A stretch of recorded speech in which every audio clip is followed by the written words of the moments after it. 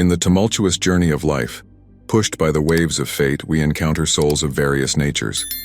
Some elevate us, others challenge us, and then there are those who, subtly or overtly, erode our foundations of trust and respect.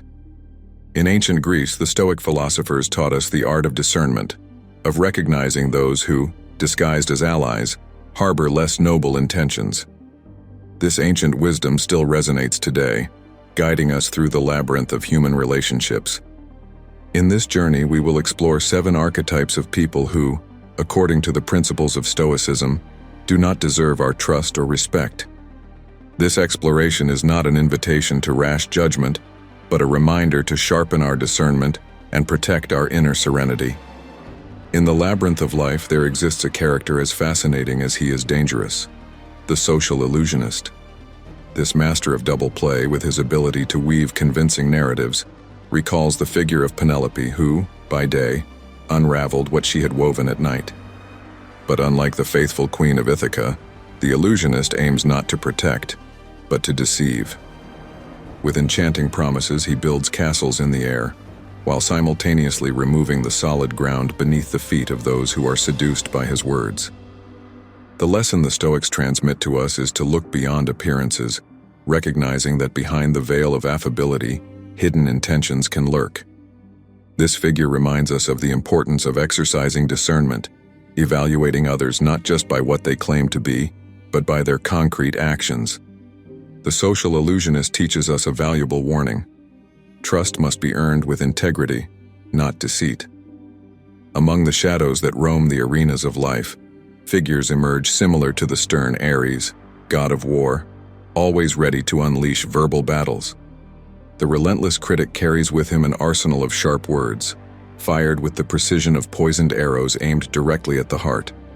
This figure, more inclined to underline the failures of others than to celebrate their successes, recalls the Greek hybris, the excessive pride that precedes the fall. In this sea of criticism, the Stoic invitation to reflection and self-analysis becomes a beacon of wisdom. Remember that words, like swords, can wound or defend. The choice lies with the warrior who wields them. The critic, with his incessant assault, does not seek companions for the journey, but subordinates. However, our reaction to such a siege can be shaped by Stoic prudence. Instead of succumbing to resentment, we can see in these criticisms the opportunity to grow, to refine our virtue, and to maintain internal balance. Thus, the relentless critic, even in his adversity, can inadvertently become a master of resilience, teaching us that true worth is not found in others' approval, but in self-esteem. In the epic of our existence, we meet travelers who, like Zephyr, the spring wind, blow gently into our lives only when conditions are favorable. The fair-weather friend, with his ephemeral presence, recalls the figure of Icarus, who ventured towards the sun with wax wings, destined to fall when the heat becomes too intense. These fickle spirits, who appear in moments of serenity and vanish at the first storm, offer an unparalleled lesson on the importance of constancy and sincerity in human relationships. This character, although wrapped in an aura of cordiality, reveals a substance more subtle than air, proving incapable of bearing the heavier weights of shared existence. In their behavior lies a Stoic warning. The value of a friendship is measured not in the frequency of shared smiles under the sun, but in the solidarity that persists through the storms.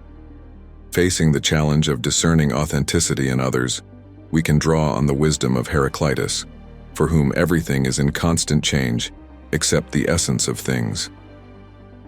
The fair-weather friend, in this perpetual flow, teaches us the importance of anchoring our relationships to immutable values such as loyalty, integrity, and a love that does not waver with the changing seasons.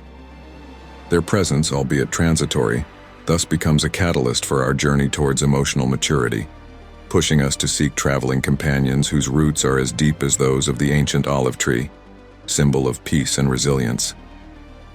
In the fabric of our days, woven of dialogues and encounters, hides a figure as common as it is elusive: the distracted listener. This shadow among the crowd, similar to the mythical Proteus capable of changing form, escapes true communicative exchange with the agility of an eel. Present in body but absent in spirit, This modern archetype reflects the epidemic of disconnection in a hyper-connected era. Yet, ancient wisdom invites us to value the art of listening, seeing it as a bridge towards understanding and authentic intimacy. The distracted listener, with his perpetual elsewhere mentality, offers us a clear reminder of the need to be fully present. Their distraction is not just a lack of courtesy, but a symbol of a wider gap between being and appearing. In confronting this ghost of our times, we are called to remember the admonition of Socrates, "Speak so that I may see you."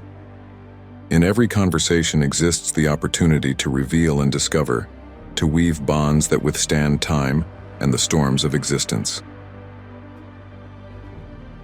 The hidden lesson behind the figure of the distracted listener is an invitation to cultivate presence, to place our hearts and minds in what we do and who we meet, rediscovering the sacredness of listening in a world too often forgets to stop and listen.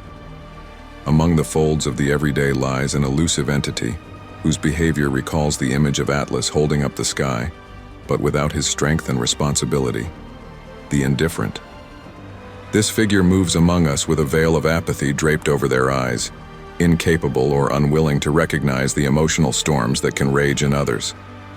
Their indifference, akin to the cold distance of the stars from the earth, represents a void of human connection, a desert of empathy. Yet just as the challenges posed by the gods to the heroes of antiquity, the indifferent offers a unique opportunity to reflect on our capacity for empathy and the value of our emotional presence in the lives of others. This figure, with their apparent lack of care, prompts us to question what it truly means to be there for someone in moments of joy as well as in despair. The Stoic response to this challenge is an invitation to cultivate our inner selves, strengthening those qualities that allow us to be true pillars for others. They remind us that in a world where the indifferent shirks the weight of others' pain, choosing to be present, to listen, and to offer support is an act of courage and profound humanity. In this way, we transform indifference into an opportunity to affirm our common humanity, weaving bonds that endure not for the immutability of the stars, but for the warm light we know how to offer. In the great theater of life, some figures act in the background, weaving subtle plots that undermine collective harmony. Among these, the sower of discord stands out, an archetype that, with its ability to insinuate doubts and raise controversies, might recall the figure of Eris, goddess of discord. But unlike the goddess who acted openly, the sower of discord operates in the shadows, subtly spreading discontent. This figure, although not always aware of the broad scope of their actions, reflects a lack of consideration for the balance and well-being of others. In them, we can see the critical importance of intentional communication and the pursuit of harmony in our interactions.